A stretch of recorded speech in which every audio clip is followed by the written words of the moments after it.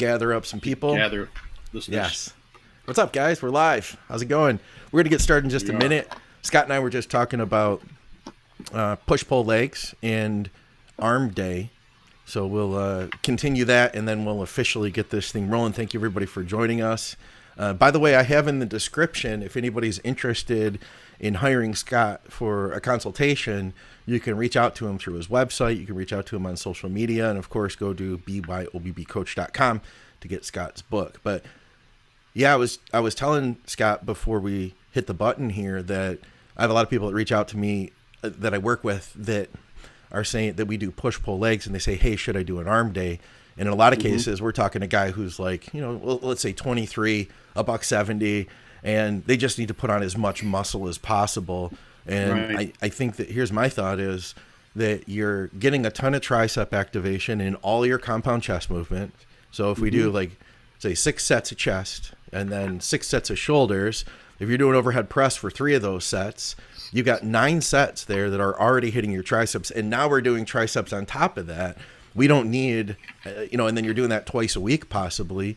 We don't need plus an additional arm day on top of it. I think you just need to focus on building those big compound muscles, the chest, the back, the legs. And there's a really good chance that those other things will follow. You know what I mean, Scott? Yeah. I've been, like, this question has been coming up, like, on the discussion boards. I've had it occasionally with clients too. Yeah. 25 years since the beginning of the internet, right? And it's very much typically one question to ask is, okay, so you're telling me that you are so good on your compound movements at isolating the back or the chest or the delts that you get minimal tricep and bicep exercises. So minimal that you can't get that done on those push or pull days. Also deadlifts, if people are doing heavy pulls too. That's a big one. That seems to grow arms really well for lots of people. They're not obviously trying to use their arms, but just the sheer weight of it. Huh. Same thing with traps. Oh, dude, my traps grew better than ever. Yeah. Doing deadlifts. Isometric squats and dead. This isometric holding all that GD weight. Yeah.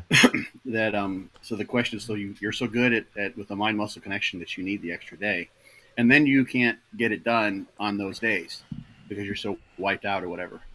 That's the sort of first line of questions I would always sort of pose. And then secondarily, and this is almost always the case, you can make gains, and transform, recomp when you're a beginner for the first year, maybe the first 2 years, et cetera. But then when you say, okay, I've been training for the last 2 years, my arms haven't grown. And the question is, how much has your body weight increased?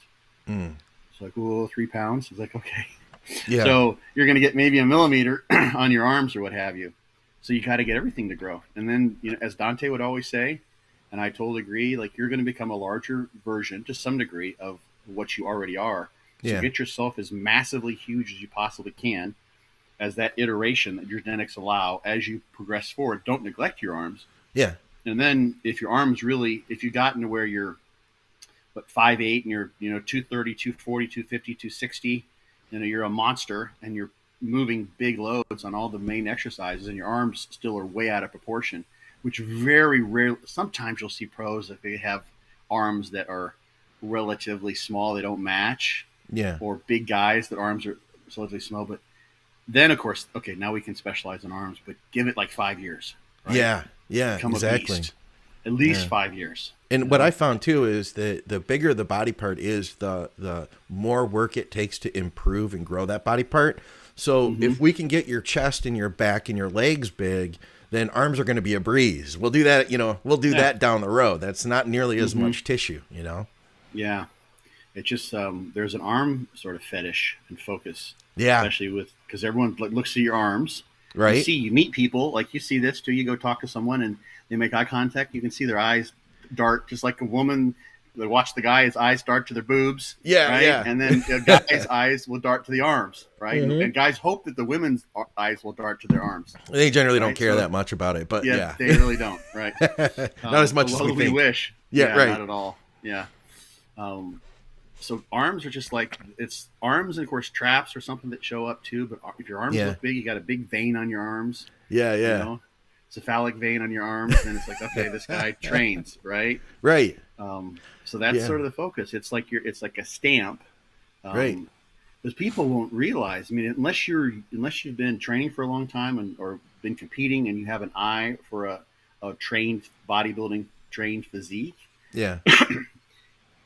Most people just look at the arms. They can't really tell. Take a newbie and bring them to a show. Someone who's never. They look at all the physiques on stage and they can't tell the difference between first and 10th. They all look crazy. So there's a lot of people saying good morning to us. We got a bunch of people hanging with us. Thank you everybody for being here. We did get an arm question, and we got Scott says, "Hey fellas," and he specifically says, "Hey McNally." I said, "Hey McNally, what's up?" How about this one though? Yeah. How about this? Like, speaking of arms with triceps, what have you found is the best way to grow he says the front double bicep portion of it. He says, I think he means the long head. Mm-hmm. You can put that. Hold on a second. Do Michigan residents receive a coaching discount? I wish I could. Only like 3% of the people I work with are actually from here anymore. I used to have a ton of clients who were all from Michigan, but anymore they're all from around the country. But if I could, I would. But my prices are cheap enough as it is. Sorry to interrupt, Scott. You're internationally known on the microphone. So, to the triceps question, one thing that can be done, you can put the long head on a stretch by doing overhead tricep extensions. Okay, yeah. In particular, if you can get yourself set up so that as long as it's comfortable and you get a good. So it's interesting. If I recall, there's two studies that looked at overhead tricep extensions with the idea of training in the lengthened position, and one showed an advantage, and the other one did not.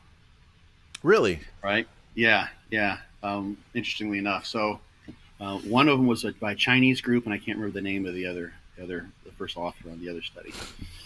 So the way I sort of interpret that sort of globally is that don't do an overhead tricep extension if it's a weird machine. Like there's some machines you get back and it's just like your elbows are just in this weird position and it just hurts your tricep, hurts your elbows, and it's just like it's not a go. So you got to find a way to do that. One way you could do that is kneeling with your arms on the bench. So get an overhead cable and kneel, put your arms on a bench. And stabilize them on the bench. So you have to hold them down on the bench, and that's going to activate and ensure that the long head of the triceps is active and stretched during the entire course of the movement. Another thing that you can do, we did this a little bit with, I remember kind of Derek Oslin was employing this at one point when we were training together, because he was doing, my triceps were just shot. I had triceps tendonitis the entire time we trained. I couldn't do any, it sucked. I couldn't do any triceps. So I would kind of help him with the triceps, and we found you can, if you're doing like a tricep press down, a cable tricep press down, step back from the cable so that you have some pulling that you have to do to hold your elbows in place. You've got a shoulder extension component that's part of this. You got to make sure you're still able to activate your triceps, and it's not like you're balancing on a balance beam trying to hold yourself in place because you're being pulled off of your strong stance. Right. But you want to, those sort of things, anything, because that's a biarticulate muscle, so it crosses the shoulder joint. So you can stretch it by going overhead, and you can activate it by having a shoulder extension component. And lying on the bench, overhead on the bench like that, then you got both stretch and you've got that pulling back, sort of at a kind of a 45 degree. And those can be really, really nice. And some people find using a rope is a better handle to use, better implement to have at the end of the cable. So those three things would be my first thoughts.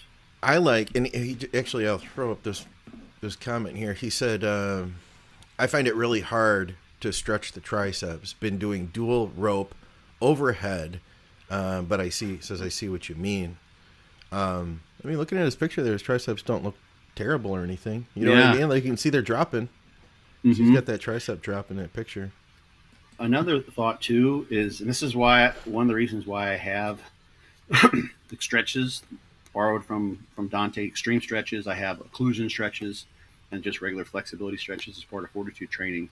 Yeah, is it now we know more clearly that there can be some advantages about in training in the stretch position, is when you finish your triceps, do a loaded or extreme stretch in that stretch position. So what I would a lot of times do, and it can be a little bit funky, you get because you don't tweak your shoulder getting this position, but get a single D handle on a cable, like a cable tower is usually best. Sometimes you can do like a seated row. That's what I do sometimes. Set the thing up at maybe between waist and chest high. So it's going to be pulling back behind you. Let's see if I can get into the camera here. There we go. So you got this. Yep. So you got this thing literally pulling back behind you like that. Yep. And and hold the stretch in that position for 90 seconds. And while you're doing it, you try to activate the long head of the triceps. So you're not just like holding it there, like, just kind of slumping down. You're literally activating that in that stretch position. So you're doing a 90 second, shooting for a 90 second stretch, extreme stretch. And you can progress. Don't go to extremes where you're going to dislocate your joint or you're getting tendonitis issues or what have you. But you can progressively overload to a certain degree there, where you're using heavier and heavier weights, and it's really becoming difficult to hold that. And you don't want to have it be in a position. You want to be able to get a position where you're not. So where you don't have your forearm coming down on your biceps. Right. So you don't want the biceps blocking the extension torque. So you want to have some bend. You want to have stretch, but some bend in your elbow, so that you're not your biceps isn't just holding your forearm in place. You want to be using some triceps, activating the triceps in this lengthened stretch position under load during the stretch. So you'll see, like if you do that, especially if you have a little biceps tendonitis, which I tend to have too, when you get in that position, if you got the cable too low, it'll just be squashing your forearm against your biceps. And then you're just holding it there because it's resting on your biceps, and you won't activate the triceps in the same way. So you got to find the right height of the cable, right angle.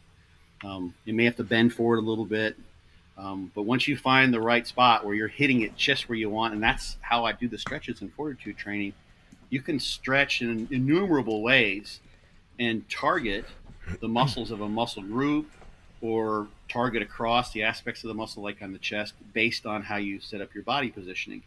So if he wants to hit the long head, and this is exactly why I included those stretches, is because you can fine tune the angle and the way you set up that stretch, so that he's literally specifically the entire time trying to create a mind muscle connection with the long head of the triceps while he's in that stretch, where he's literally feeling it right there. Yeah. And then you spend weeks and months doing that. You know how it's supposed to feel, and you come back to those exercises, which tend to activate the long head better. And now you have a better mind muscle connection. So those things compound on one another, and then you get really good at hitting the long head. And of course, now a lot of your progression is because you know how to train the long head with good concentration on it, and then that sucker grows to the extent that it will. Yeah, so that makes sense. Yeah. You know what I've always liked for a stretch exercise, and this is kind of a weird one. I don't know if I've seen other people do it. Somebody showed this to me in the gym like years ago, and I found it worked good for me. Is doing a single arm skull crusher type movement, but instead of coming right down to your head, you have that extended further over behind you. PGR pullover type of thing. And is that okay? And I would be on a what do you call it? A decline bench, so that you're hanging off the decline, and that dumbbell is pulling you and stretching, behind you there, and you get that kind of an extension on it. And man, that movement just isolates it really nicely for me. I like that, but then I also do like doing them on an incline bench as well. That's the same thing. You're just setting up. This is another variation on setting up that torque, that angle of pull, so that your long head has to be the activated one. So those work great. Pullovers hit the long head of the triceps really well. If you do them, I can see that. Focus on that. You can do pullovers and drive with your elbows and make it more of a lat exercise. If you internally rotate, especially grab a dumbbell kind of like this, you can make it much more of a pec exercise. Yeah. And if you allow more tricep extension during the movement, back and forth, extension and flexion, then you can make it more of a triceps exercise too. Yeah. I could see that. Yep. the other trick with triceps is, for instance, you can try to set up your pressing movements so that there just has to be some triceps involvement. So sometimes, not always, but sometimes guys with really good chests don't have great triceps, or the other way around. Yeah. They're just neuromechanically, biomechanically, neurologically inclined to activate the chest more than the triceps, or vice versa. Right. So, if your chest isn't lagging, and you may have to just construct your training and your focus so that you're trying to maintain the good body parts, and those aren't going to go away. Right. If they grow really well, you can train them like once every couple of weeks in some cases. Right. So now you make those chest presses, you bring your grip in a little bit closer and make it more of a tricep press in this case. Yeah. Or even like overhead presses, you can make those almost a tricep overhead press. Oh. So you're getting some. Yeah. I sometimes tell people, if they want to bring their delts up, for instance, to do overhead triceps presses, because it does involve the delts a good bit. So you bring the secondary muscles in those exercises in. So you emphasize triceps a little bit more on what would typically be a chest exercise, your chest presses. Same thing with the deltoids, or vice versa. So you can shift the manner in which you do all these exercises, the angles you take, et cetera, so that you just require that the muscle you want to be overloaded more so, even in the secondary exercises, gets that extra work. I can see that. Yeah. So you just gotta go through the whole person. I've done this for people too, and this is what you can do with Fortitude Training really, really nicely. The way I kind of set it up is you got your core exercises with loading sets, and then your muscle rounds are auto-regulated in terms of exercise selection. If someone has some they want to stick with, they could just keep on coming back to them. That's totally fine. Okay. But some people like the variety, and especially the pump sets. Those two are set up so that it's dealer's choice. So if you come to the part of your training that day where you're like, an incline press doesn't make any sense. I just did incline press. My upper chest is just whacked. I'm going to do, for my muscle rounds, I'm going to do flat presses or decline presses. That makes sense. Yeah. So same thing holds for how you select your exercises for triceps, let's say, or for chest, or for deltoids in terms of pressing. Yeah. That you shift your grip and everything else, and you construct all those selections that you make for those two set types are shifted to have a more of a triceps emphasis, and in particular when you can with that stretch, what have you. So, gosh, you can do dips for chest and make it a triceps exercise. Like there's a plethora. We could put together a long list. But what about that's this just one? a smart way to train. Yeah. We got one here about posterior chain and reverse hyper. Would you consider it more of a rehab piece or something that you can build your posterior chain with? It's both. It's a beautiful exercise for rehab and for posterior chain. Man, it's not even so I wasn't doing a reverse hyper. I was just using like one of those standard hyper extension benches that you could use. And I remember with the Mountain Dog 1.0 training, John would have hyper extensions like at the end of every back workout. Like every back workout, you ended with those. If there wasn't like a deadlift involved, and generally there wasn't really a deadlift involved from the workouts we did. But I remember we would use a band with just that standard hyper, and we might do like 2 sets of 20 or 2 sets of like just hard failure. And, we did that week after week after week. And I always thought of it as just kind of like a secondary thing. Like it was an afterthought exercise at the end of the workout, almost like part of our cool down. We were doing hyper extensions. I mean, they were still tough, but we were smoked by the time we got to them, 2-hour workout. And we're just like hanging out, getting those done. And it was like a cool down in a way. Anyway, when I got into shape, my lumbars were so freaking thick, like thicker than they ever had been before, number one. And number two, it really helped to stabilize my low back with all the back issues I was having. Because I'd get like some instability, and I'd move the wrong way, and my back would start spasming, and that would last for a month. And of course, I didn't rest for a month, so I just kept, making it worse by trying to work around it. But it would take, a good few weeks to get better. And through the process of doing that, I basically I got one step closer to making my lower back bulletproof in the process. Mm-hmm. Yeah, we did those too in the program that what I last did, John's program. I don't even know if he had a name for it yet because he was sort of sending it to us as we did it. But some of those days, it was the same thing as you said, is at the end of the back training, and some of the times we're doing like 135, maybe 185, something like that, for a little bit lower rep sets. But I think if I remember correctly, he had a couple of times like just do as many reps as you can. Yeah, right? yeah, right. Yeah, with like body weight, or you drop down and like it was like 80 reps, Yeah. And sometimes it's like, okay, I'm just gonna end up flailing around like a fish here, Right. because you're 3.5, 4 minutes into hyperextensions. That's why we'd always work up to the band. We'd get the band in there, and then that would reduce the amount you could do. Yeah, because otherwise it's like, okay, that's just too much. That's excessive. Yeah. But the endurance that you get from that is what you need. I mean, those are stabilizer muscles. Huh. They need to be strong, of course. Yeah. But that's the thing that happens, I think, when you get the end of a set of deadlifts or squats where people start rounding their back. Yeah. Is it's a lack of muscle endurance that's there. Mm-hmm. So you've done those for weeks on end, and then you come around. And of course, John was so smart, when how he strategized things. So you wouldn't do, for instance, on the back workout that you're before a squat session or something where your low back is heavily involved. You wouldn't do like some crazy hyperextension 5 sets to failure or something like that, and then try to go and squat 2 or 3 days later. Yeah. He always sequenced it properly. So you might do that after you've squatted. So you're safe to do those hyperextensions. And then the next workout, you're going to do leg press and maybe a machine hack squat or something like that. Right. So that was the beauty of John's, one of the many beauties of John's programs is how he interwove those things, because he did them all, right? So he knew like this is not the day to do squats. He didn't just rattle this out on paper and right. and just like say, okay, every third workout is this, regardless of what you've done previous or what you're planning on doing the next one. He actually was auto-regulating as he went through and wrote the programs. Yeah. And that's what I have built in the Fortitude Training, is that you auto-regulate, you choose what you're going to do.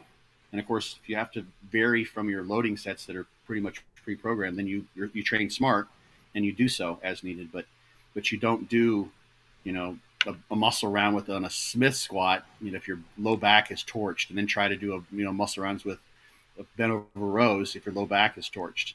Yeah. Find something where you can hit the target muscle and not have a low back limiting factor. That's with DC training, especially with people who are really trying to push heavy loads. Mm-hmm. The low back really has to be babied, I think, to some degree, unless you're just one of those people who's just like made out of cast iron, like Dusty. There's some, Dusty is. I think Jordan is. Mm-hmm. There's some people who just are, and they worked up to that, Yeah. But they've got the right skeletal structure to handle that, for whatever reason. So, yeah. But it was a key thing about doing DC training, is just baby the low back, because if you try to do rack deads and full deads and banded deads, deficit deads, and then 3 different squatting movements for your legs, you're going to last like 2.5 weeks, and then you're going to either hurt yourself or you're going to have to change something. Yeah. And it's just silly. Yeah. Now that I'm thinking about it, I'm trying to think about creating some type of hyperextension variation in the house here. I mean, it's such an easy exercise to do with the hyperextension machine. What are those called? No, that's more. What would you do, Scott, at home for a low back hyperextension type movement? I'm trying to think of how somebody could lock themselves in. You do like Supermans, those sorts of things, just isometrics lying on the floor. Oh, yeah, down. Yeah, you could. Yeah. You can do tons of variations. You don't get the movement so much. You know what we did sometimes, now that I think about it? We would do them standing on a band. Put the band around your neck. Yeah. And bend over and stand up, bend over, stand up. And you could also use that as a hyperextension, or excuse me, as a like a stiff leg as well. It's more of a banded stiff leg, I mean, there's subtle difference between like what a stiff legged is, or Romanian deadlift, and then a hyperextension. Yeah.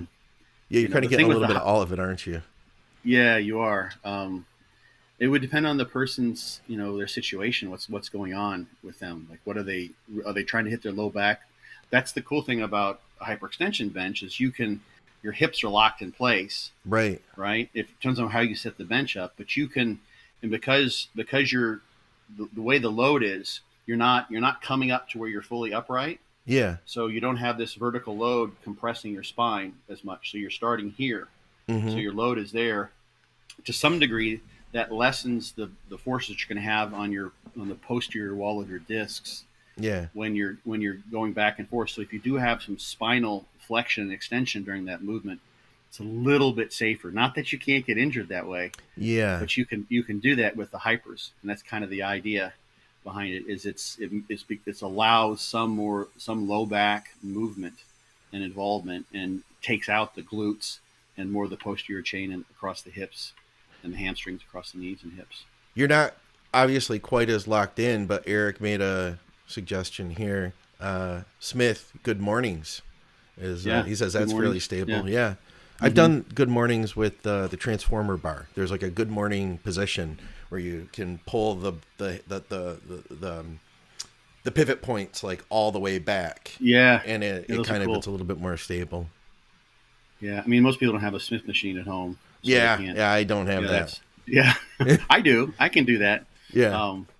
But you're right though. You can stand on bands, get them over your shoulder, stand on them. Yeah. And then just do them and let your butt stick way out. Right. Yeah. Yeah. And do that, because otherwise you'll sort of fall forward. So you have to, that will constrain the movement a little bit. But it kind of depends on why you'd want to do that. Because that's kind of a rehab thing. On that, the tricep idea, that being on the decline bench, he said he tried that and he got the most stretch out of his triceps doing that. So I think that's important, is figure out like what's working for you, experimenting, right? Mm-hmm. And then just taking what works and lean into it. Just like you said, if you sit on a machine and it doesn't feel right, then don't ever sit on that machine and use it again, Yeah, we're all a little bit different. You can look, there's some really detailed posts from like physical therapists talking about, there's actually a couple sites I've seen where they've taken pictures of the hips. Yeah. And you look at the hip and pelvic structure, which varies by men and women and varies considerably across people. And some people just have the right structure for deep squatting. Others don't necessarily. Yeah. And I think the same holds true in various ways based on our biomechanics and just our neuromechanical propensities, because some guys get really good at benching and their chest doesn't grow. And some guys get really good at benching and their chest is like, holy crap. Yeah. Right. If everyone were the same, then you'd pretty much see, homogeneous results in terms of muscle growth. You could just find the right exercise, and it would automatically target the muscle you're trying to hit. Yeah. So this heterogeneity, this variability, this inter-individual variability is the name of the game in bodybuilding. Finding what works for you in terms of everything, the way I see it: exercises, volume, frequency, supplements, dietary approaches. The whole kit and caboodle, drugs, everything. It's all highly variable. You just got to figure out what works for you. I don't know if you have anything offhand for this one, Scott. But he asked us, he said, would it be beneficial to take TMG to lower homocysteine? Trimethylglycine, I think that's what he means. Offhand, I can't cite the research to know if that works or not. That'd have to be one where you dug in, a little bit, right? Yeah, I mean, he's asked. That's a very specific question, so there's probably something out there to that effect. Yeah, and it could be like, that's actually a good question. There's a German bodybuilding board that is sort of a restart of a bodybuilding board that was called Androgen, and they kind of went defunct. It's a long story, but the question popped up. I was tagged on ursolic acid. I don't know if you ever heard of ursolic acid. I wrote an article on it for Elite FTS like 14 years ago. Not 14 years ago. It was 9 years ago, in 2014. So nearly 14 years ago. And I think the title of the article is "The Best Supplement Ever." And you look at the animal data, this is just like, it's miraculous. It's an antioxidant. It increases hypertrophy. It increases IGF-1. it improves health parameters. It's absolutely awesome. Yeah. There was one issue with it causing sterility in rats. I remember that from the article. It's been quite a while. And the question was directed at me because I guess this person had seen my article years ago. And since then, research papers have come out looking at this, directly examining it in humans over the course of resistance exercise. Yeah. And looking at some cytokine markers as well, TNF alpha, interleukin 6, interleukin 10, those sorts of things. So reducing some inflammatory markers, doing some things that would propitiate muscle growth. And the research is mixed. One study showed it increased strength. The other study showed it didn't have any effect on muscle growth. I just literally did a quick Google search so I could answer this guy. I spent like 8 minutes, like looking through Google Scholar, read through some of the studies, tried to figure out what doses they were using, all kind of the same dose of around 400 milligrams a day, something like that. Yeah. One study showed, well, this thing looks really good. Two studies look basically. Interesting thing too is the latter study that showed no effect did not cite that I could find the first study showing effect on various cytokines. Yeah. Okay, why would you not? It was 2 years previous this thing was published. It almost seemed like a follow-up study, and they didn't even refer to the previous study. Huh, no kidding. Which the editors should have caught, because they should be aware of the literature if they're editing, and the referees. So that's you see that with all sorts of things. Creatine's pretty much, solidly has a solid foundation in the research literature, but you can go at one point in time, like the original study on creatine being ergogenic was done by Paul Greenhalgh in his lab in like 1992 or something like that. They used a very specific isokinetic dynamometer protocol, and there were two studies that did not show an ergogenic effect of creatine using that exact same protocol. Yeah. But creatine is so with all these supplements, if there's a potential for an effect, that's just what it means. There's a potential for an effect. If there's a physiological, biochemical, molecular rationale, then there's very likely something that could happen, and it's very possible that it won't work for you, too. So, within reason, don't just go shotgunning all sorts of shit. You don't know what it does or what the health benefits are, but you may have to just try it out. Yeah, that's the way that's the beauty of bodybuilding is it's not like, oh, if I just do X, then I get Y automatically. That's no fun. That's just too easy. Yeah. It's like if I get X, I might get Y, or I might get Z, or I might get W. Ooh, I got W. Oh, what's that mean? Now I'm going to try B and see if I can get X and Y, as well as W if I try A, or whatever. So that's what I find really fascinating about this crazy endeavor. We had one about IGF, and I should go back to our live stream from a couple episodes ago and pull that segment out and make it just a standalone segment for anybody who didn't want to sit through the whole live stream, because I feel like a lot of people missed it. But somebody asked a question about IGF. He said, is there a way to keep localized IGF levels through high dose HGH and then lower IGF systemic levels using something to block the estrogen like Primo or an AI? And going back a little bit, he had mentioned that Vigorous Steve says that a higher E2 level combined with exogenous HGH use leads to high IGF-1 blood levels. However, this is systemic IGF levels and not localized levels. Yeah. So throw that question up again too, so I can absolutely help dissect it. Thank you. Yeah. So when we train, we produce the localized IGF-1. That's the main mechanism that if you look at the literature endogenously, that's likely what's going on here. That's the hormonal releases that happen as a result of exercise, testosterone. IGF-1 can be increased systemically. They don't seem to play that big of a role. It was once thought that there's lots of crazy things that happen, interesting things that happen there, but it's the local IGF-1 that is what's involved with muscle growth. And that I covered ad nauseum in that previous. And it's on John Meadows' site too. Is the whole thing up now? Yeah, it's been up for maybe a month or so. Okay, so you guys can sign up there to go into the complete deep dive then. Yeah, it's a 90-minute talk. I mean, Wow. a presentation. And HGH will do that too. It will induce local IGF-1 release. Okay. The literature is a little bit mixed on that to that effect, but that's what that does. So the question here's the interesting thing: that IGF-1, systemic IGF-1, is associated with nutritional status, especially if you diet down. And I answered this in the group about a question related to GH maybe a week or so. So when you diet I down, saw your that. systemic IGF-1 will plummet. If Okay. you overeat and put yourself in a positive nitrogen balance, your IGF-1 will tend to increase.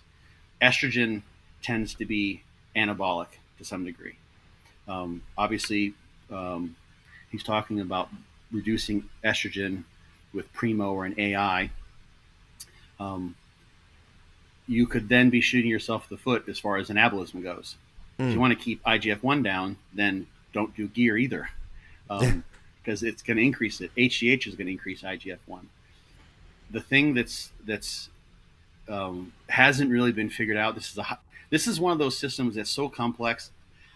I could hardly imagine there's much of a way that you can defeat it, aside from using massive doses of IGF-1, like really high. Okay. Because your body's producing like 10 milligrams a day, which is a lot.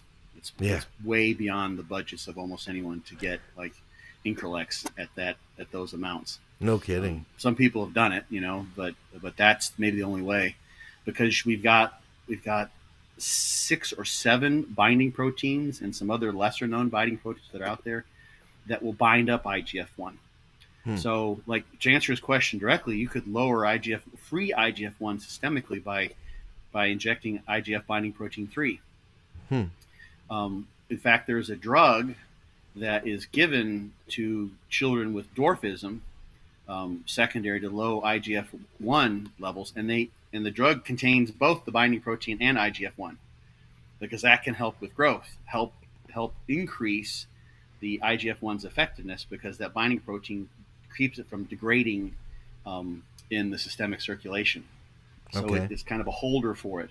And IGF-1 binding protein 3 may actually have its own effects. So, yeah, you could try to lower IGF-1 systemically, but you may, in doing so, also be shooting yourself in the foot, because that's mainly sort of a marker of the extent to which you're anabolic. I think what's behind this question is trying to avoid potential cancer risks. Yeah. And I cover this in that talk too. IGF-1 growth hormone per se are not going to cause cancer, not going to initiate cancer. But if there is a current tumor that's underway, it could certainly exacerbate it. And that's the thing, most people aren't getting CAT scans or MRIs done on a monthly basis to check for tumors that happen to be growing. There's a local guy here who I know was a big fan of both growth and IGF. And he ended up getting brain cancer. And I don't know how long he had it before he figured it out. But I know that he was pushing in bodybuilding still. And it could have been there during all of that while he was just feeding it. You know what I mean? With riptropins and IGF. Yeah. So there's a really nice paper that I Rest cite. in peace, by the way. Yeah. Oh, he didn't. Yeah. He didn't last long either. Yeah. Wow. So that's a risk there. And it's smart to consider IGF-1. I've had someone who inquired about a consult recently, and is very astutely wanting to sort of focus on anti-aging. He's in his mid-40s and want to focus there. But he also kind of knows that lowering IGF-1 is associated with longevity. If you have, there's some animal mutants that if you lower IGF-1, for instance, through caloric restriction is the clearest way to extend lifespan or increase life expectancy. Then lower IGF-1 is better in terms of living longer. Yeah. But it's kind of the opposite of what you want with bodybuilding. With bodybuilding, we're increasing our protein. There was an interesting paper that came out that was sort of the talk for a little while in the scientific rounds, that was some interesting analysis on higher protein being associated with lower life expectancy. And that would be potentially mediated through IGF-1. So everything we're doing with bodybuilding is trying to feed the system to make it more anabolic. And a lot of what is going on there on a biological level is antithetic to living longer. There's this rate of living hypothesis, which is what sort of is substantiated by caloric restriction being something that can extend lifespan. And it's sort of like you can live long or you can live hard and fast. It's kind of your choice, but you can't do both, right? You got so much gas in your life expectancy tank. Yeah. If you want to put the pedal to the metal and go full-blown anabolic and try to eat as much as you can and grow as much as you can and have elevated IGF-1 levels for decades on end, except even when you're dieting down, when normally it would drop, and guys are using GH, of course, and that elevates your IGF-1, and women, don't be exclusive there. Then you've got a situation where you're pushing all these anabolic processes that run counter to having a longer life expectancy, and sort of stepping back, the idea that, and there are better examples in the animal kingdom of this than humans, but the idea is that if there's a situation where there's not a lot of food available, right, or opposite, there's a lot of food available. Well, if a lot of food available, then, for instance, you're going to have women who've got caloric excess, or at least enough calories, enough body fat, all the things that are going to lead to having normal menstrual cycles so they can have pregnant. We have the calories available to support pregnancy and child rearing, etc. That's a good time. But if there's not enough food, we don't have a surplus of energy available, it makes sense that you wouldn't have fertility, right? Happens when guys diet down too. Their testosterone drops in the bucket. If you're starving, it's not a good time to bring a new child into the world. Absolutely. But it is a good time. You think that's a kind of a clear perspective. It is a good time to slow your rate of aging, right? So imagine like two populations they get separated, and one of them experiences surplus and bountiful harvests or bountiful hunts and gatherings, and they have plenty of food. And the other, which was sort of identical, they got split by some happenstance. And the other one has to really struggle, and they don't have an extra energy available much of the time. It would make sense for survival purposes, that they would slow their rate of aging until those times when food was available, and it made sense then to procreate and have progeny and raise them. So that's kind of the idea of the rate of living hypothesis. We have something built into us from an evolutionary perspective, such that we will live longer and be able to survive those periods of drought until we can find stuff to hunt and stuff to gather, so that we can have our children raise them productively, successfully. Yeah, so, I'd buy that. That sounds like a good theory to me. That's the theory.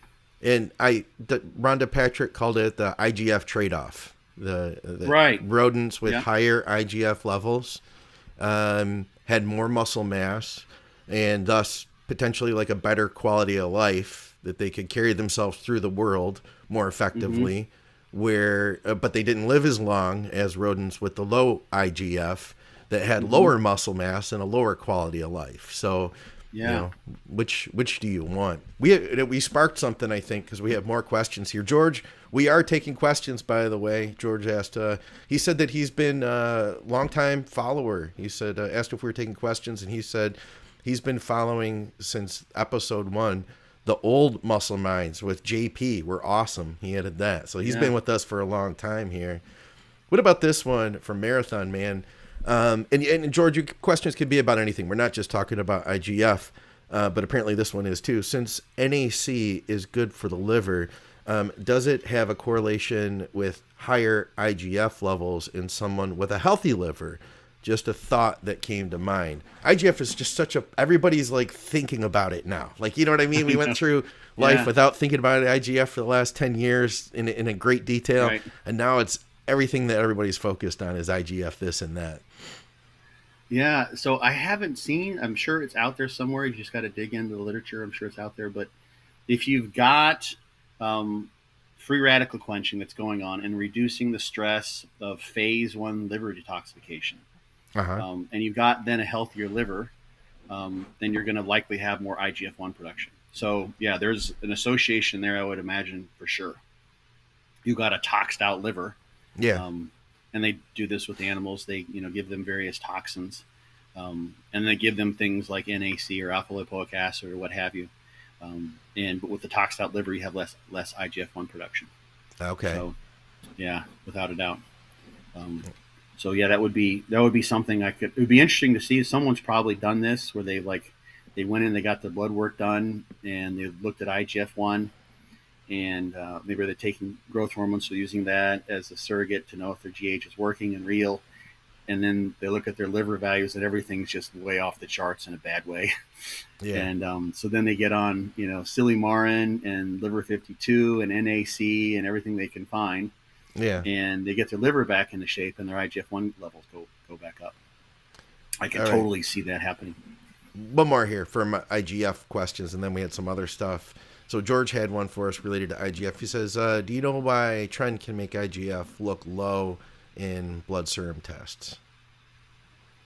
Could be just that liver stress, but yeah. I don't know. Mm-hmm. Yeah. Could be effect on estrogen too.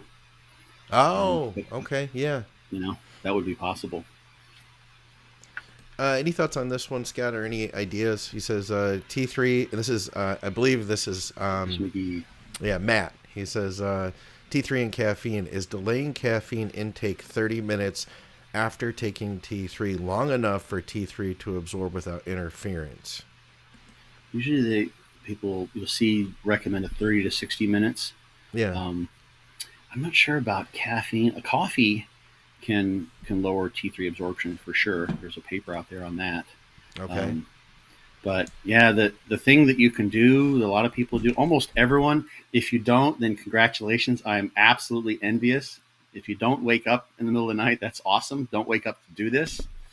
But almost everyone wakes up at least once, So if you wake up and it's not like 2 hours after you went to bed, you just had a huge meal, then you've got food in there, right? But otherwise, you can take it, before you finally get out of bed. Yeah.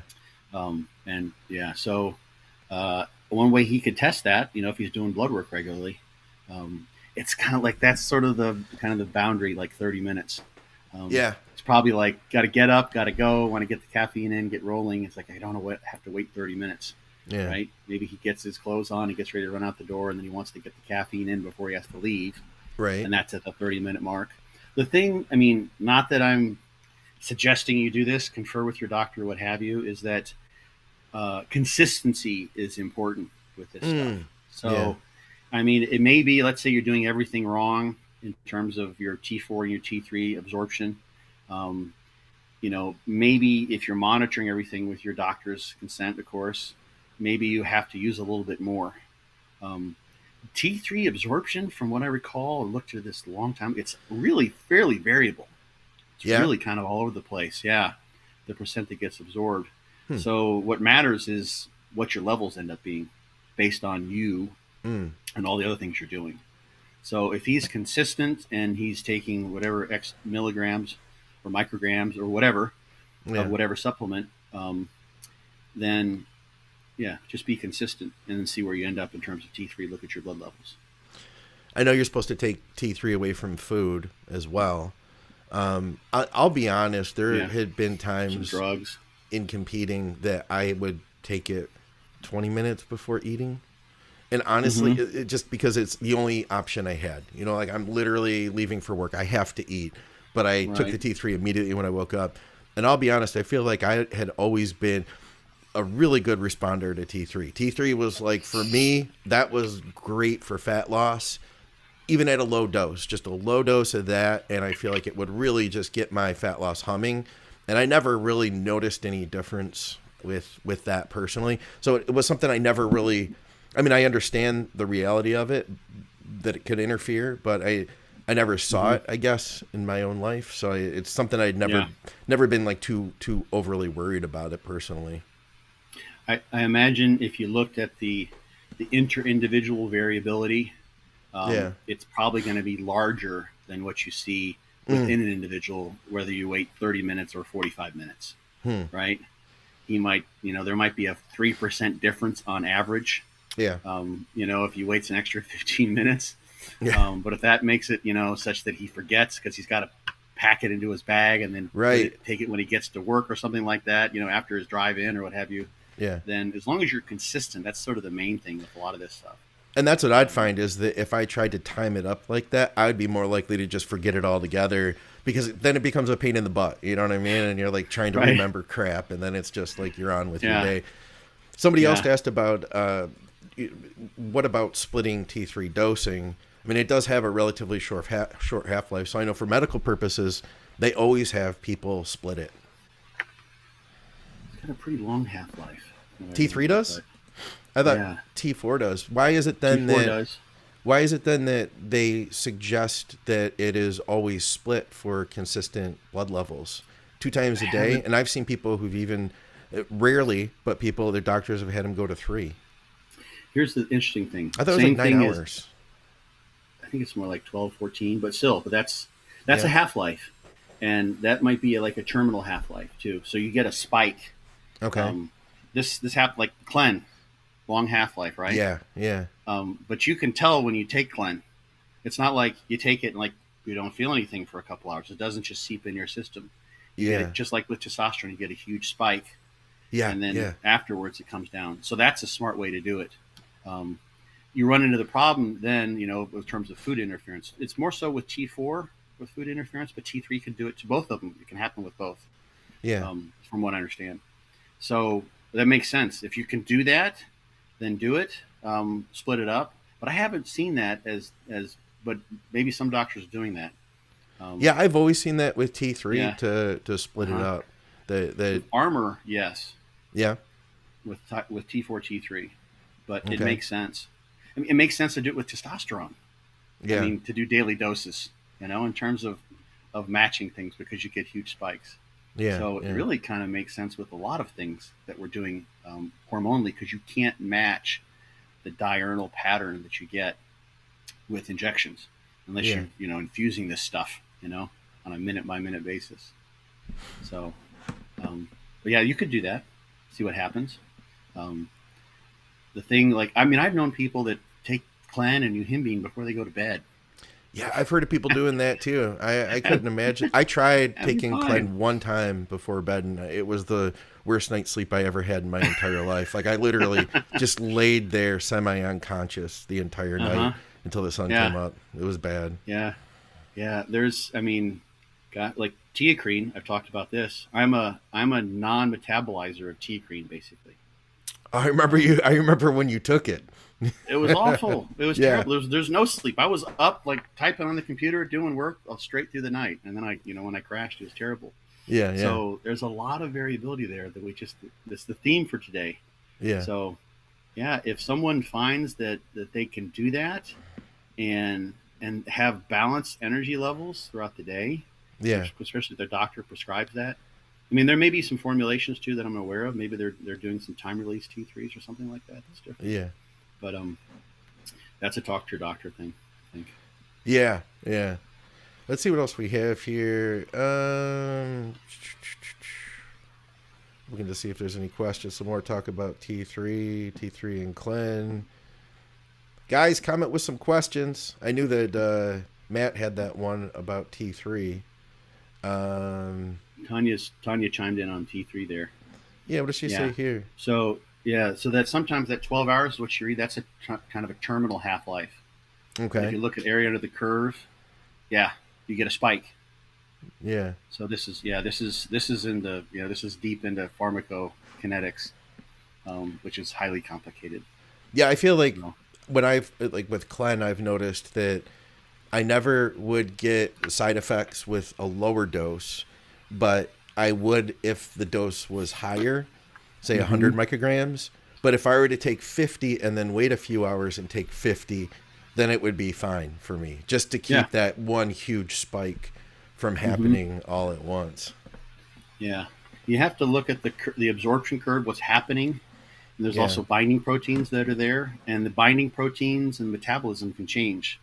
So you see what happens during a first administration is not necessarily what's going to happen over the course of weeks or months. Yeah, your body's getting used to these things, and there's variability there too. Let's see what else we have here. Somebody asked about Tanya, a pep if you got a paper, you can send me. Yeah. Somebody asked about your Slow friend's release pellets. Yeah. Go ahead.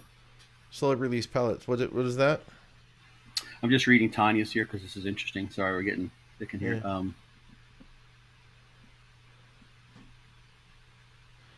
No time release. The only studies which found steady T3 serum levels are exogenous application used slow release pellets. Every other form only increased serum levels by a few hours after dosing.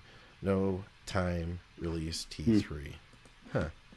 So that 12 hours is somehow bullshit. If you got any cool studies, feel free to pass them on, Tanya. Yeah. I'd love to learn what I don't know. More gear questions here. Somebody did ask about Tren E versus Tren Ace in the off season. I know that's not your kind of question, Scott. We are like, right? What's better, Scott, Tren E or Tren Ace?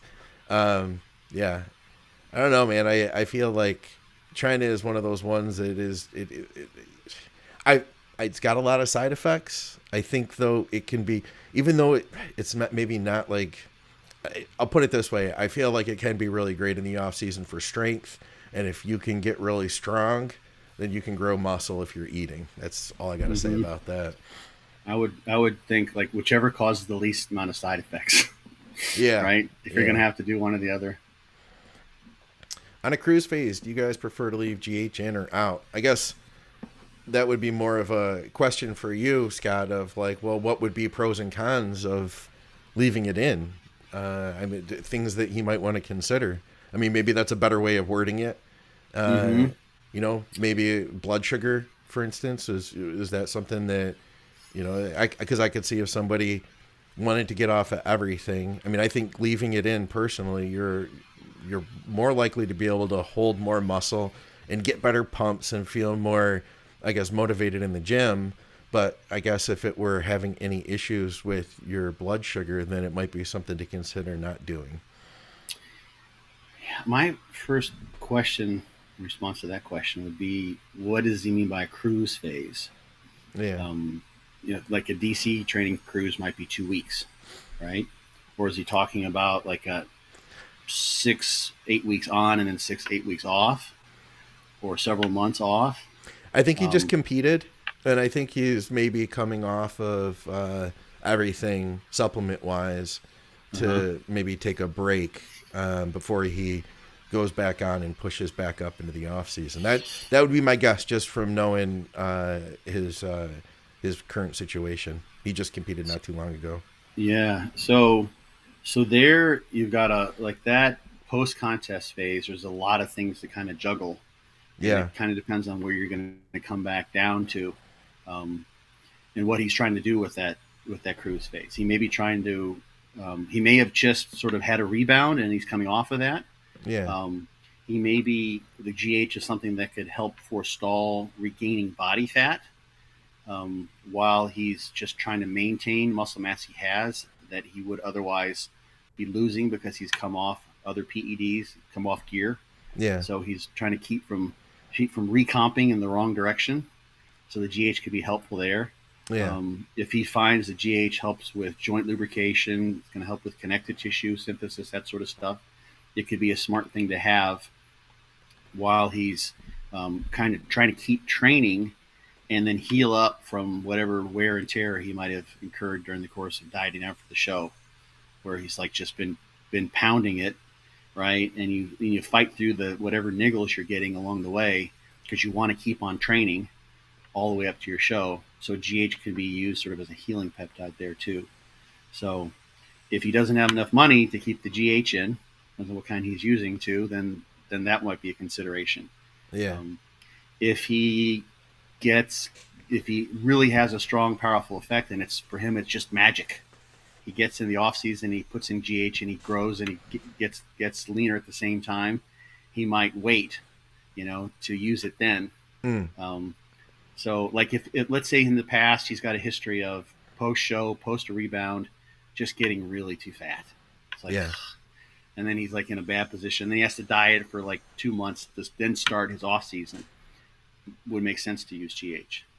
If he stays naturally lean and he doesn't have niggles in terms of joint aches and pains and everything seems to be fine, doesn't have a history of getting lots of small injuries, and maybe he grows really well from GH. When he uses GH, or he repartitions well when he adds it in, he might be better to save that, and save himself that expense, and just have a total cruise clean out. Nice thing about GH is that it doesn't seem like it's not going to disrupt your circadian rhythm. It's not going to disrupt your hormonal axis in the way that gear does. Yeah. So DH is released in a pulsatile manner. So you stop taking GH, and then your endogenous GH would hopefully return. Yeah, So I ran it for like 4 stay. years straight, and my IGF levels are normal now again. Yeah. So it's like I don't think I'm having any issues. Yeah, you'd have to check GH pulsatility, and that's hard to catch. You'd have to kind of catch it, as you went in at the right time. Put it this way, like just seeing IGF, I was like, I don't think there's anything, and there's no reason to to suspect that there's an issue. So I kind of feel like I feel pretty much the same as I did before. I used to. Yeah. So, and you can also, it doesn't have to be all or none, right? So it might be that, he uses on certain, like let's say he tends to have bad knees. Okay. And he wants to hold on to his leg size. Well, that's what that's been his weak point. Just coming up with something here. Don't know for sure, but right. He may want to then, use the GH just a couple, 3 days a week on occasion. And maybe he's looking for kind of an anabolic effect. He's going to set up his dietary strategy so that he's, sort of a caloric, not at a deficit, but caloric maintenance during much of the week. And then but he really wants to make sure his legs, he doesn't lose size there while he's off or while he's cruising. So he adds the GH, and he adds more food the day before, the day of, and the day after his leg training. He separates that leg training by a day. That way he could put GH in there and help counter the gain in body fat that he might have. So that would be 3 days of GH, and then the other 4 days no GH. Yeah. So that's why. What's a cruise? Like, what are you doing with the cruise? What's kind of the purpose of the cruise, and how are you constructing it, and what's your situation? Yep, and he did say that was it, that he was taking some downtime after having competed. Right. What about this one, Scott? The idea of, he said, Dave Palumbo said that you have to get off for 6 to 8 weeks to reset androgen receptors. Is this bro science? I've heard the androgen receptors does not get desensitized. So you tend to see androgen receptor upregulation. In a lot of the research, it tends to go up. Responsiveness to androgens tends to decline though over time, right? The bigger you get, the less you get from them. It's true with pretty much any drug. You have some adaptation to the drug. Tachyphylaxis on a short term, or adaptation, whatever term you want to use, it's just not as effective the more you've used them or the bigger you've gotten.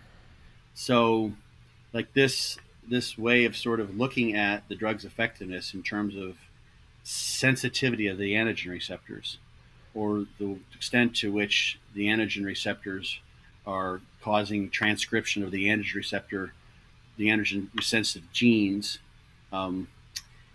It's a question, like the technical answer in terms of the sensitivity of the androgen receptors isn't probably what he's looking at.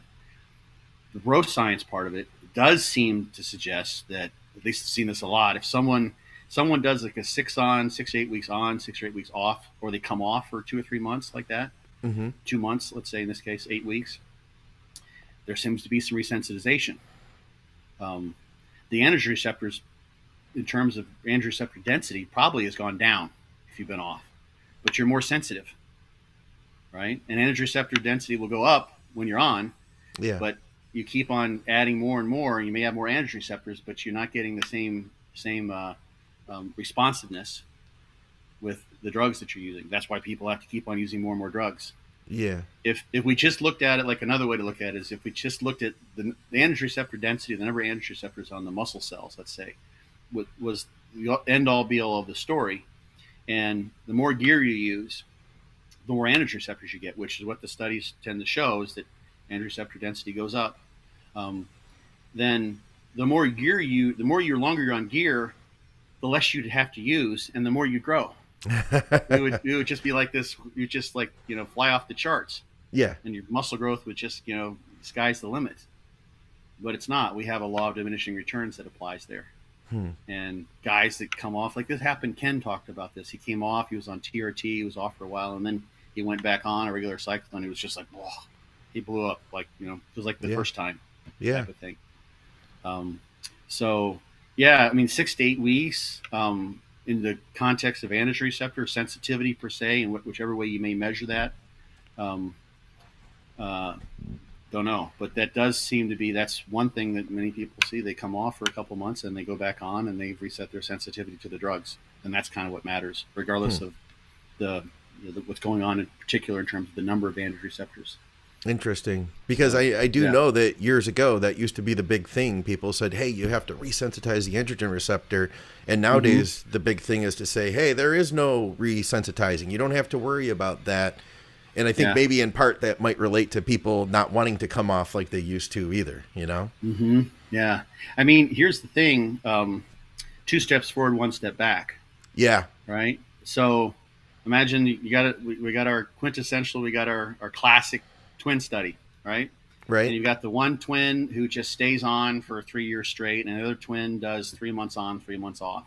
Yeah. And so he takes 3 steps forward his first cycle, the other twin takes 3 steps forward, and then the next 3 months the twin who stays on gets 1.5 steps right forward, and the other twin drops back 1.5 steps. And then at month 6, the other twin goes back on again, and he gets 2 steps, right? And the other twin has dropped, he's only got another 1.5 steps. He's 4.5 steps, and you kind of do the math, is the zigzagging pattern where you're able to do, and this is the hard part, do a really good job holding on to your muscle mass when you're off.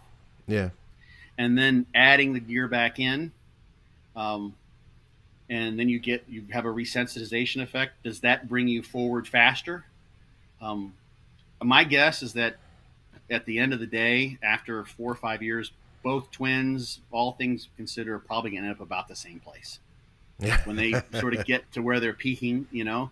But the one twin who has managed to do everything he could to hold on his muscle mass during those 3 months off period, he spent half as much time on the gear.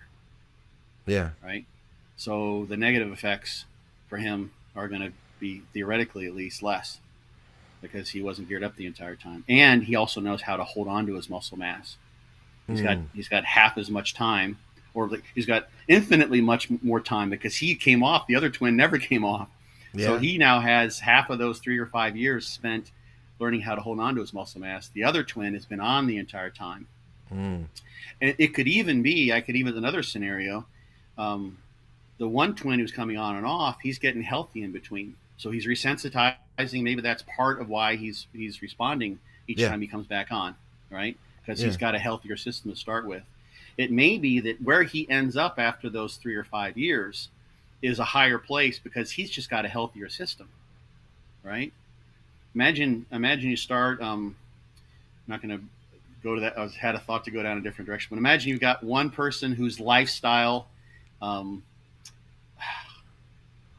his lifestyle is just really, his diet is really bad. Maybe he drinks just a few beers here and there. He's got, he eats, his food is kind of crappy in terms of additives and things that are toxic that stress out his system.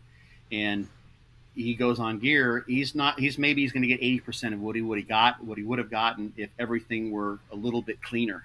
Right. And I was trying to think of a situation where he's got other toxins and chemical stresses playing a role in what eventually he can get in terms of training and nutrition and everything else, plus the gear. And compare then the person who has a much cleaner diet, is paying attention to pathogens, things that are toxic to his system, xenobiotics, what have you.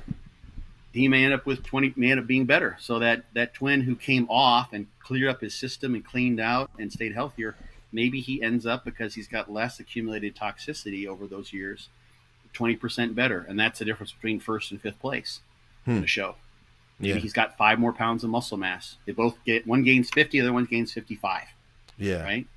It doesn't seem like much, but 5 pounds of muscle mass at a high level is substantial. It's noticeable, especially if it's in the right places. So that's kind of the real deal behind. I mean, it's cool to know what happens with the androgen receptor, and it'd be really nice to know if here's the specific timeline, 6 to 8 weeks, and then everyone gets refreshed sensitivity. You know, um, obviously, like most things, it's going to be variable. So there are some people who are androgen insensitive in the first place. Mm. There are some people who are incredibly sensitive. The Kevin Lebronis out there, Mm-hmm. right? Interesting example. Like he would, go down like 190 pounds, Right. and didn't do anything, and then he was back to 240, top 3 in the Olympia, like 4 or 5 months later, Yeah. right? A completely different Um, looking human being. yeah, yeah, complete transformation. So How about this one? yeah, the Lucas six has eight weeks. got I don't one know. for us about rebounding. He says, what do you think about post-show rebounding calorie adjustments? Asking, as one influencer had just done his prep. He went down to 170 pounds and post-show put 40 pounds on. He is swole up like a balloon. That's a lot of water. Yeah. So we've talked about this a lot here. That's people when they swell up like that. Sometimes people get muscle tears, so there's an injury potential that's there. Blood pressure is high. Doesn't make your kidneys happy. You feel like shit if you get that much water Oh, weight. yeah. Yeah. And the main thing is you can only gain muscle at such a rate, right? Thank you. Sometimes, yeah, like you can only. I mean, some people are loading up on all sorts of stuff, right? Mm-hmm. But still, you can only gain muscle at a certain rate. The That's what protein people synthesis, miss. yeah.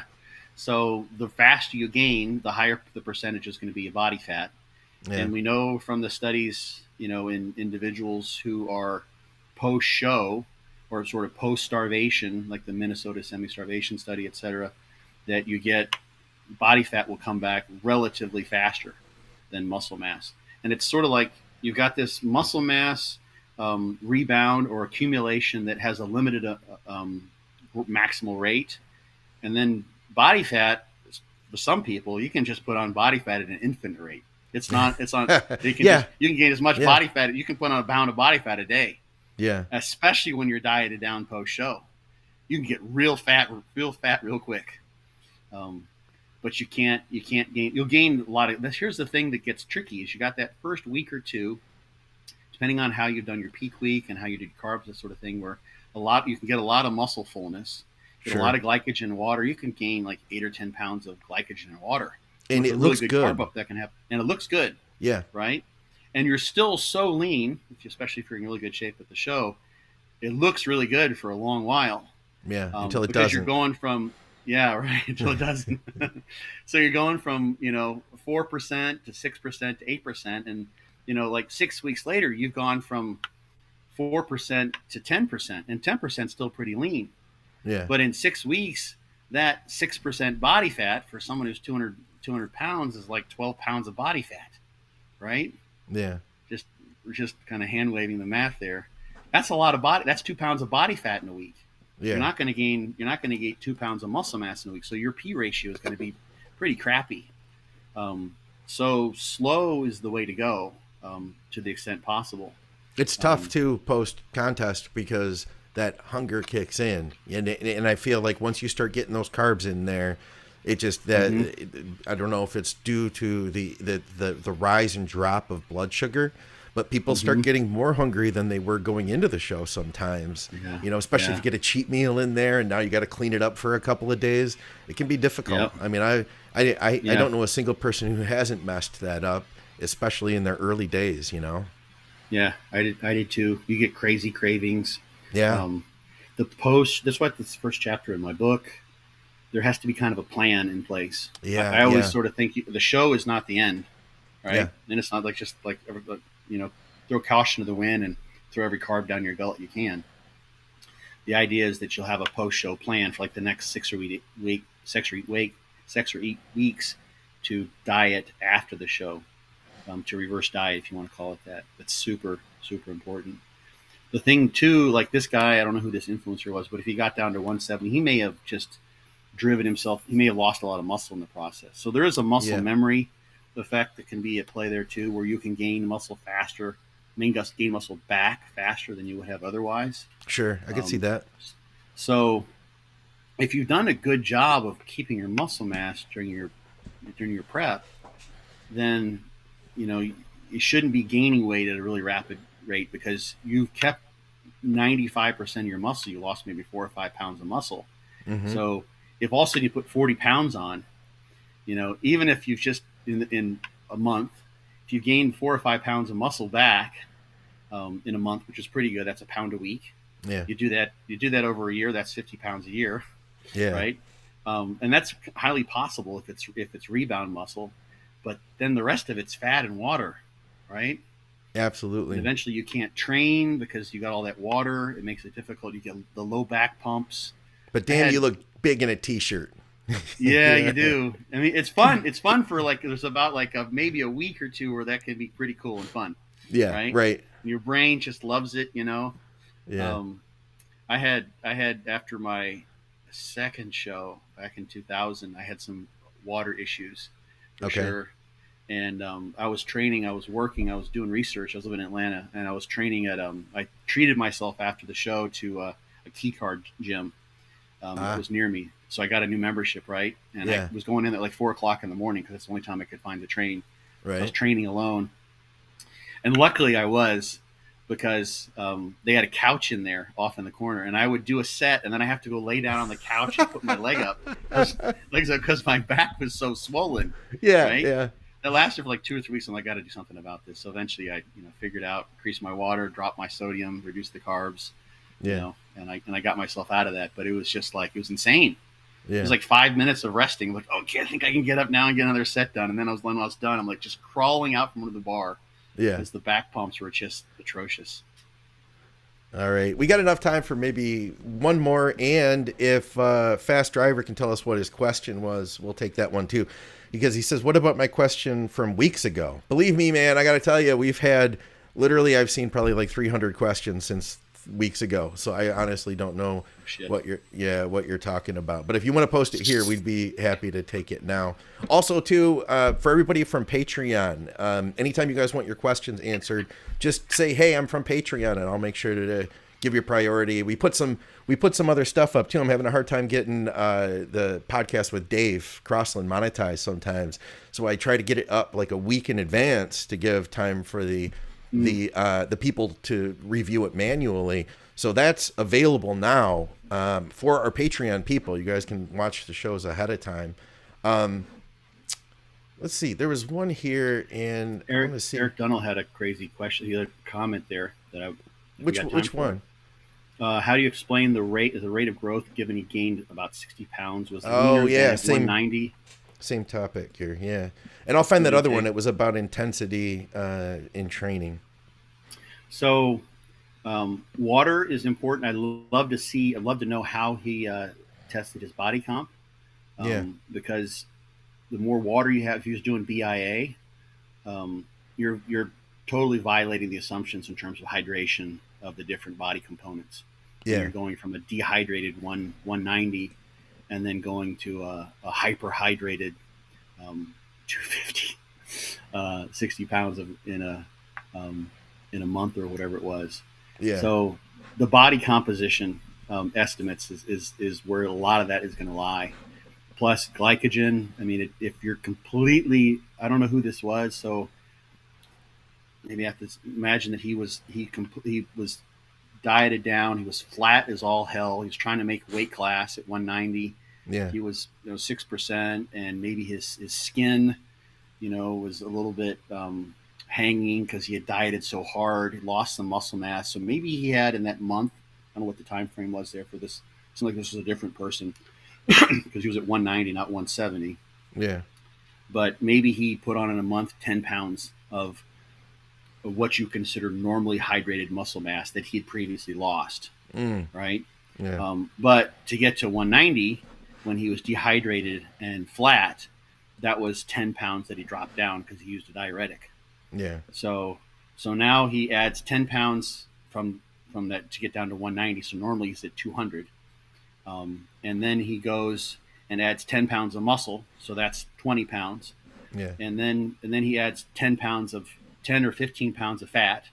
But he adds 10 or 15 pounds of water, becomes hyperhydrated. And when he does a BIA, that will presume that hydration, because the effect it has on impedance, will be registered as fat-free mass. Absolutely. So I think I mentioned it here.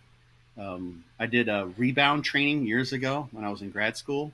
Okay. Um, yeah, Michael Zumpano, it was his program, and you basically starved yourself for 3 days. It was like a push pull legs training 6 days a week. It's like 1,000 calories a day, Monday through Friday, and then I did like 7,000 calories on Thursdays, and Okay. 7,000, the 7,000 like 5,000 on Sunday, and then repeat. Yeah. And there was a BIA scale at the Body Comp lab at University of Georgia, Yeah. and it was like these were just coming out, so they were testing this. They're going to do a research study with it. So I was getting on there, and I was routinely going from Wednesday or Thursday morning before I trained to Friday morning after the 7,000 calorie day. I was Yeah. gaining 10 pounds of body weight and gaining like 15 pounds of fat free mass in 24 hours Yeah. Yeah. because I was going to Chinese buffet just to get the food in, and tons of water, tons of sodium, and it Oh was all just God. water. But my hydration was going way up. Most of that was water, Right. Of course. Um, so my relative hydration was higher.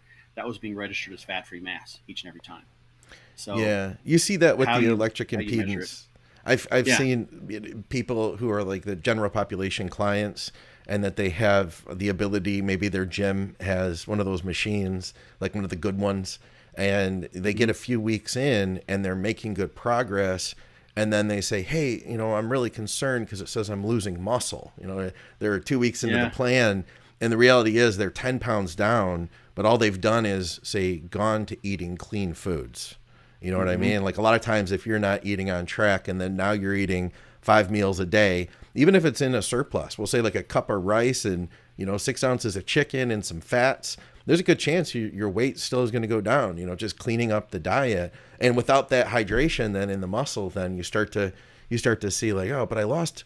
It says I lost 10 pounds, but I lost 1.5 pounds of muscle in the process too. It's like, yeah, yeah. They dropped water. They yeah, may have been eating, lots of fast food loaded with sodium, so they dropped, 2-3 pounds of water, and it was registered as fat free mass, when it probably wasn't. yeah. So, and Eric said, like Colorado experiment stats. He added that in. Yeah. So I found that question, and I'm still waiting on you, Fast Driver. If your question was the one about do squats, oh, there it is. All right, I'll pull yours up in a second. Then I think he just commented, but I wanted to get to this one. He says training volume and intensity on cycle versus off. No difference. More recovery when off. So I guess he's asking, should you train your volume or your intensity while you're on cycle versus off cycle? I would liken this to the difference between training off season versus when you're training deep in a prep. Yeah. So the thing that I think is still a great way to hold on to muscle, and it's kind of a marker of your muscle mass, is your training performance in the gym. And you can maintain muscle mass. The studies show this, and just in general, training adaptation can be maintained with a much lower training volume or frequency, as Yeah. long as the intensity of effort is there, or as long as, in the case of the weight training, the loads are there.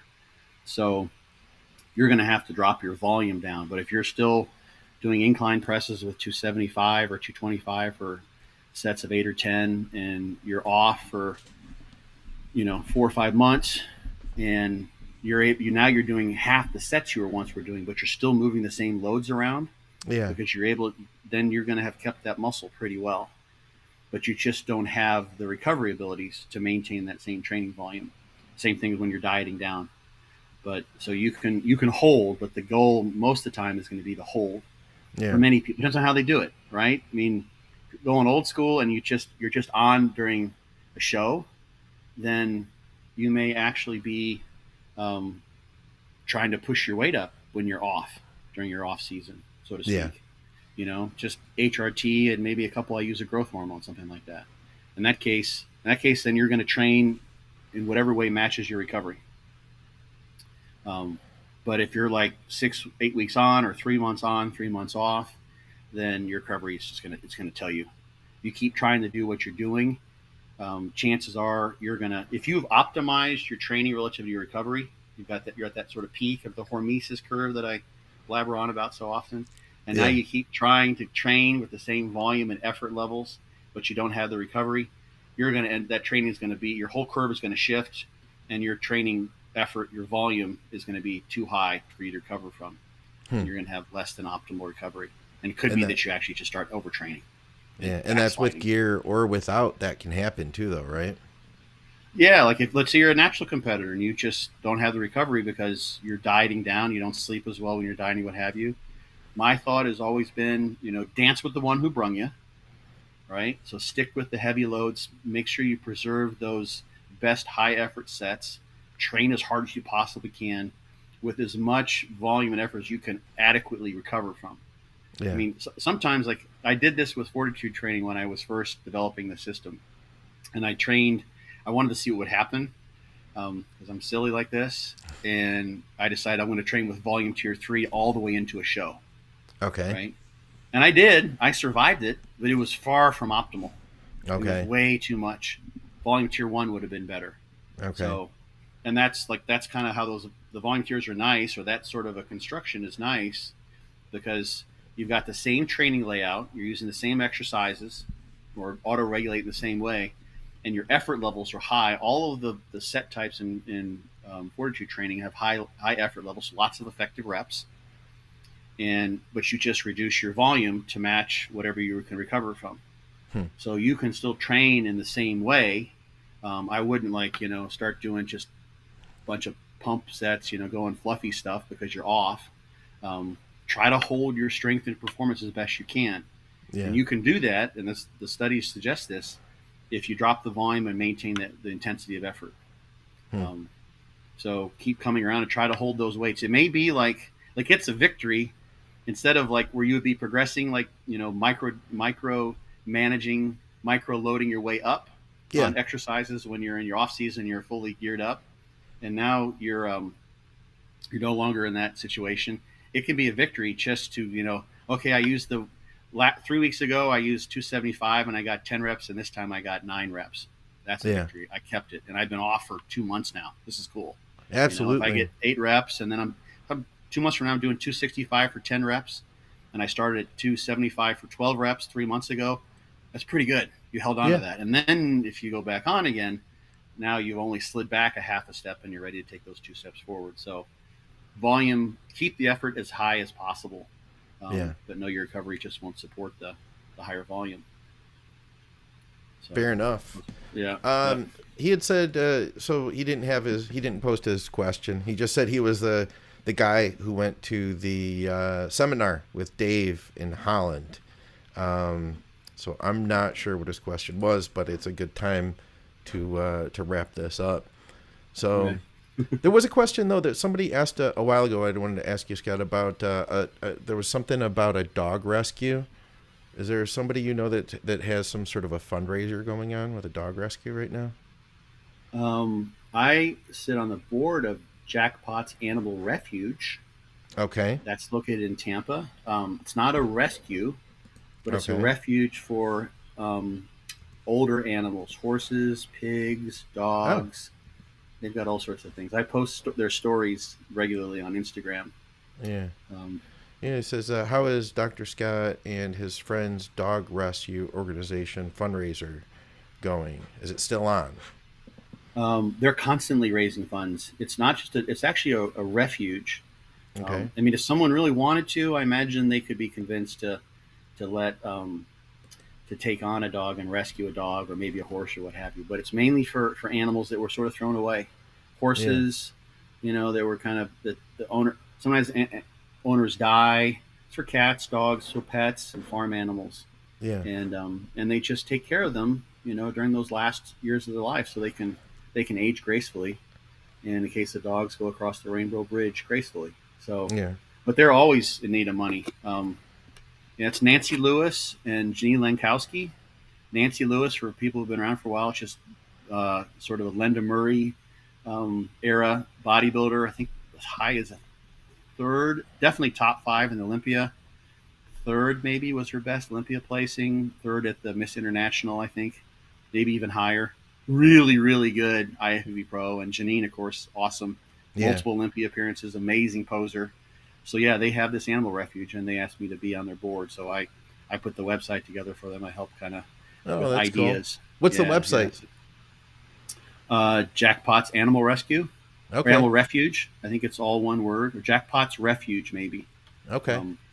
Yeah, you can find it. Just Google. It's pretty easy to find. Right on. But yeah. So, but they could use money or whatever. You can go there and donate.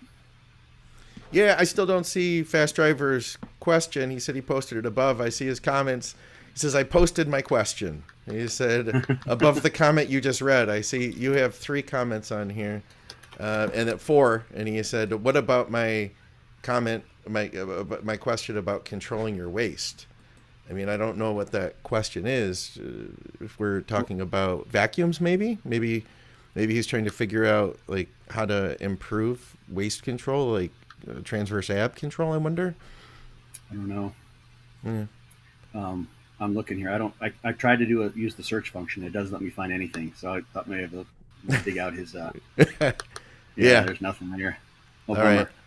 All right. Well, listen, guys, you can go to, as we mentioned before, go to check out Scott's book. You talked a little bit about it today at byobbcoach.com. And you can get the hardcover from Amazon and fortitudetraining.net. You can get Scott's training plan there. And is the best way to reach out to you for consultations through the website? Yeah, my email's there. Well, people contact me through Instagram too. I do my I do my daily Instapoop. So when that's where I check my Instagram messages when I go to the bathroom to make sure I call it an Instapoop. So if Scott messages you back, you know where he's at. Chances are I'm on the shitter. Yeah. And, of course, go to our sponsors. Oh, we got Fast Driver's question, so I'll pull that up here. Okay. But check out our sponsors, TrueNutrition.com. I've been going all the way back to just talking about high-quality protein powder.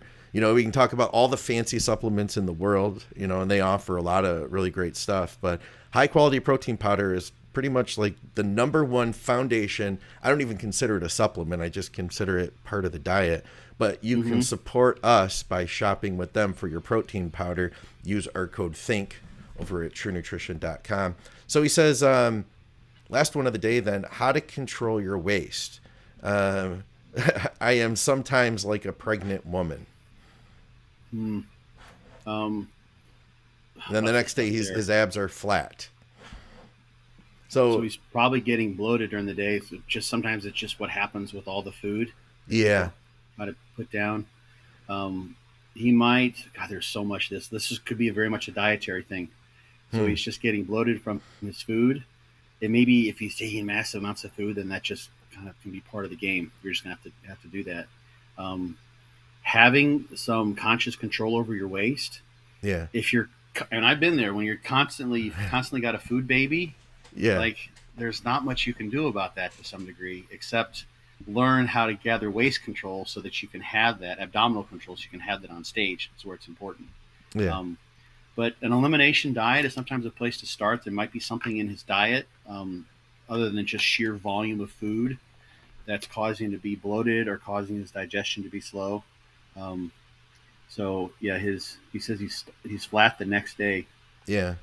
PEDs in the abs.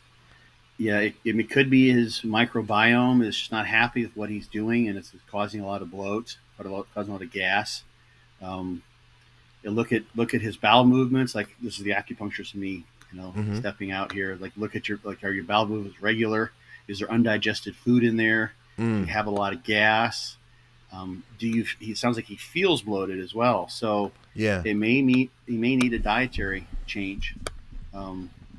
People do have non-celiac gluten sensitivity. There's some interesting. I think I talk about this in my book as well.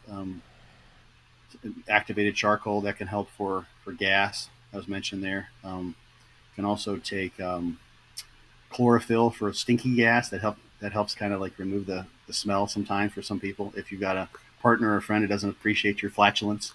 But yeah, so maybe messing with grains, messing with foods that you've been eating continuously, or you may have developed an intolerance.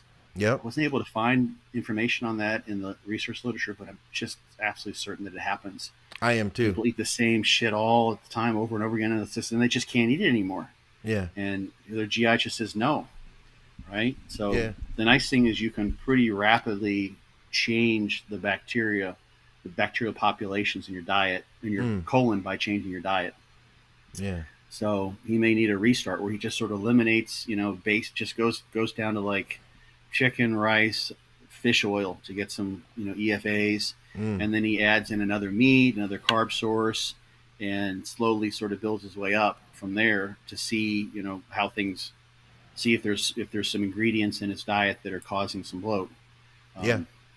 And look at anything he's been eating consistently for years. Even things like, I think fish is really a good option too. It's super easy to digest, like a light fish, and things that already, if you think about something that is already like cream of rice is already kind of ground up, it doesn't take as much work.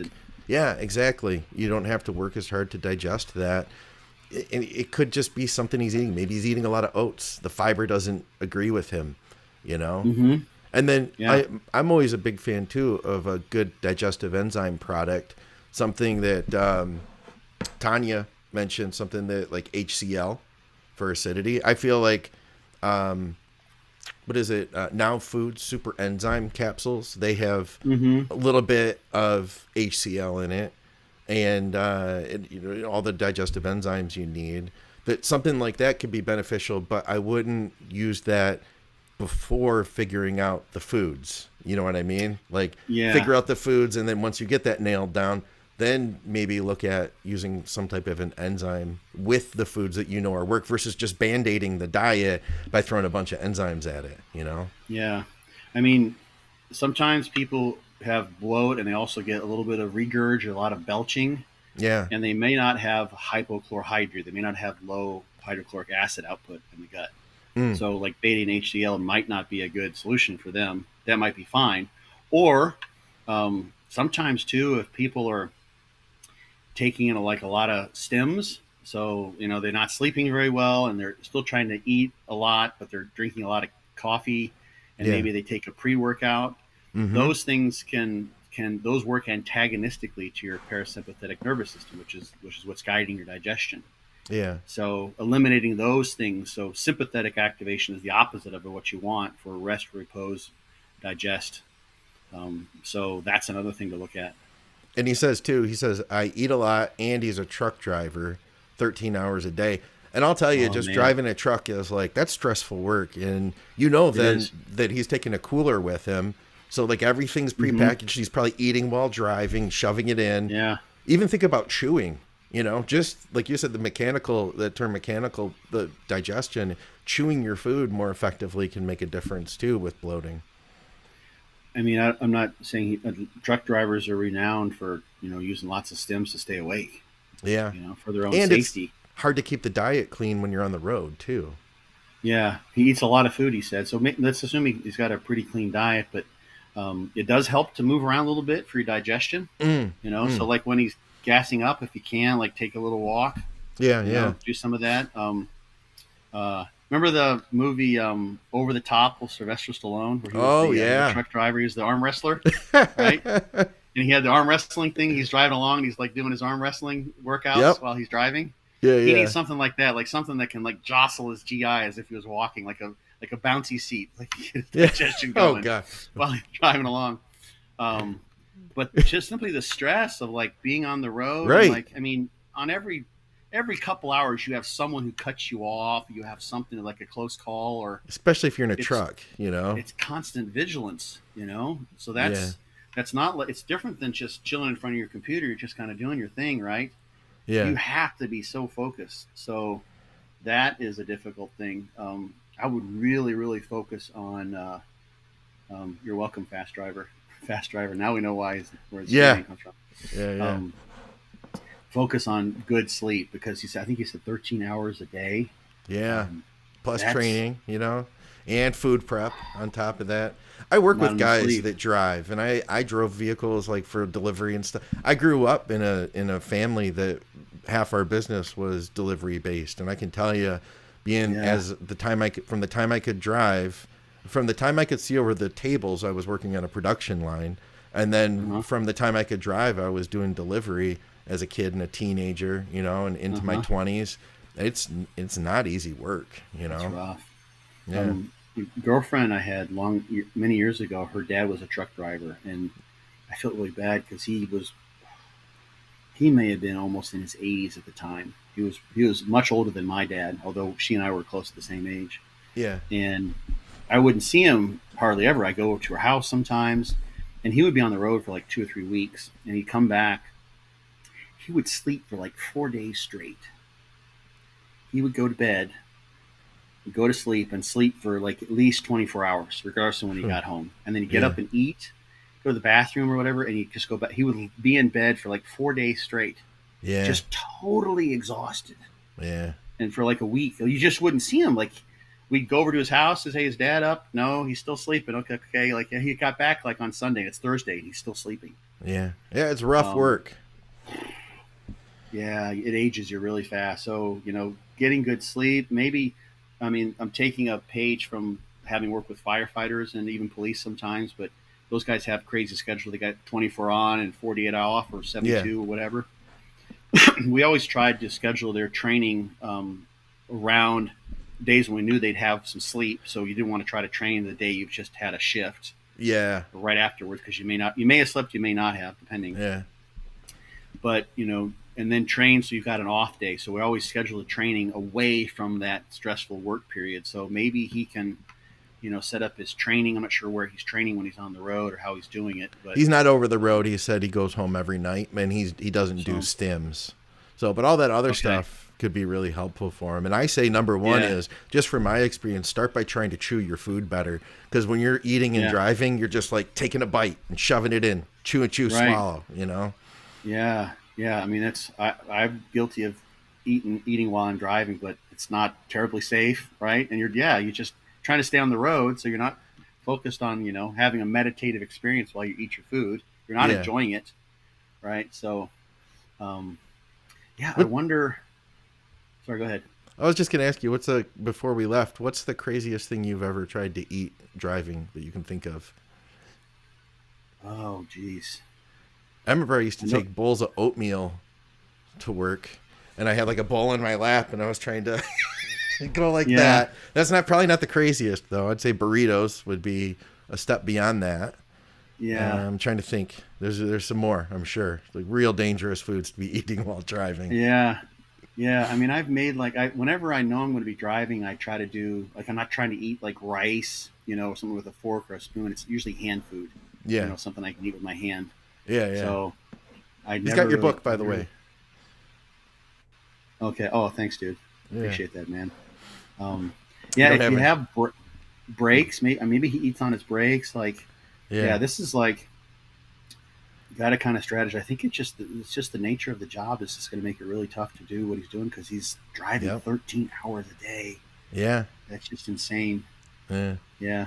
All right. You know, there are some people. It's just the last thought. Like, I think Bill Clinton was someone who's renowned for this. Like, obviously, you look at presidents and there's pictures. Like Obama's one. I know you can find the pictures pretty easily. Like before and after his terms, it's like he aged, 30 years or something. And Bill Clinton probably there's aged, more rapidly than he would have otherwise, I imagine. But he was renowned apparently from just being able to take naps whenever he was. So he's in the limo going from one place to another, and he doesn't have someone he has to talk to.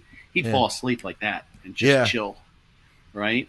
So maybe there are times like when he gets someplace and he's not loading stuff off, maybe he has to do that, but he might make it worth, even if his, like, the thing is, I can imagine, like, he's riding, he's isolated, he's, it's like now he has someone to talk to, so he shoots the bull when he gets someplace.